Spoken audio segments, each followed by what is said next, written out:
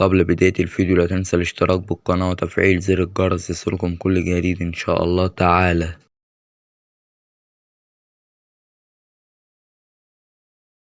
موعد مباراة ميلان وروما في الجولة الثالثة الدوري الإيطالي والقنوات الناقلة ومعلق المباراة.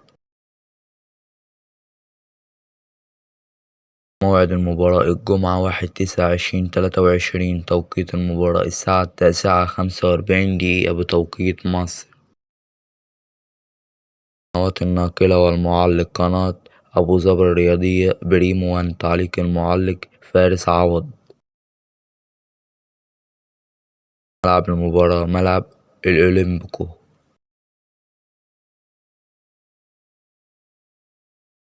في نهاية الفيديو لا تنسى الاشتراك بالقناة مع لايك وتفعيل زر الجرس يصلكم كل جديد إن شاء الله تعالى.